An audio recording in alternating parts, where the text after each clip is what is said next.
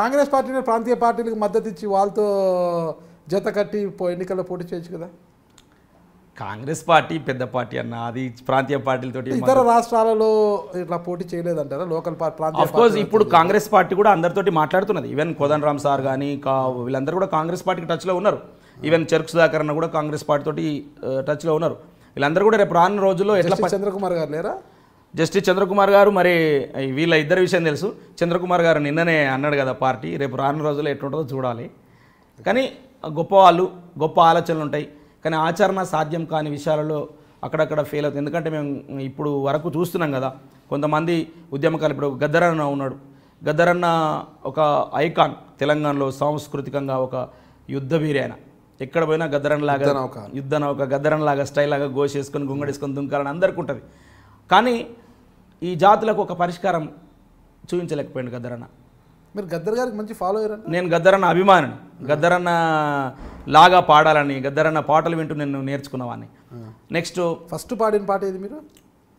First పాట అడగండయ్యా మీరు అడగండయ్యా, ఓట్లాడిగే లీడల్రా అడగండయ్యా, అడగండయ్యా మీరు అడగండయ్యా, ఓట్లాడిగే లీడల్రా అడగండయ్యా, ఎర్ర మంజిల్లోన బంగులెక్కడిదాని కాలి నడుకోనికి కారెట్ల వచ్చనని, పెండ్లనికి ముత్యాల పేరెట్ల వచ్చనని అడగండయ్యా, చల్ అడగండయ్యా మీరు అడగండయ్యా, ఓట్లడిగే లీడల్రా అడగండయ్యో.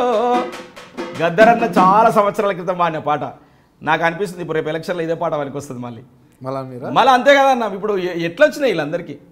ఏం చేసిరు తెలంగాణ ప్రజల్ని మొత్తం సర్వనాశనం. ఇప్పటికీ దుబాయ్లకు మస్కట్లు వలస రోజులు నాకు ఫోన్లు చేస్తుంటారు. నాకు తెలంగాణ వచ్చిన తర్వాత ఈ దుబాయ్ వదిలిపెట్టి మన ఊర్లో వచ్చి పని చేస్తున్నాం అనుకుంటే వచ్చే కానీ మళ్ళీ ఏం పరిస్థితి లేకపోతే మేము ఏం చేయమంటాం అని ఇప్పటికీ ఫోన్లు చేస్తారు. ఇప్పటికీ మీరు ఈ ఉత్తర తెలంగాణలో నిజామాబాద్ కానీ కరీంనగర్ కానీ మెదక్ ఈ జిల్లాల నుంచి మీరు తీసుకొని చూడండి. తెలంగాణ వచ్చిన తర్వాత వలసల శాతం తగ్గాలి కదా.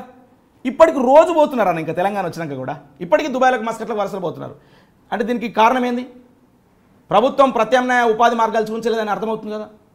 కాబట్టి చాలా బాధాకరమైన పరిస్థితిలో ఉన్నాం. బయటకి ప్రభుత్వము కనుసన్నల్లో నడుస్తున్న కొంత మీడియా ఆయనకు పాజిటివ్గా ప్రచారం చేస్తుంది తప్ప రేపు రానున్న రోజుల్లో పెద్ద పెద్ద నియంతలు హంగు ఆర్భాటాలతో తప్పులు చేస్తున్నా కూడా నిజాలు చేస్తున్నట్టుగా ప్రచారం చేసుకున్న వాళ్ళు ప్రజలకు న్యాయం చేయకపోతే ప్రజలు తగిన గుణపాఠం చెప్పిరు. కాబట్టి ప్రజలే రేపు నిర్ణయిస్తారు.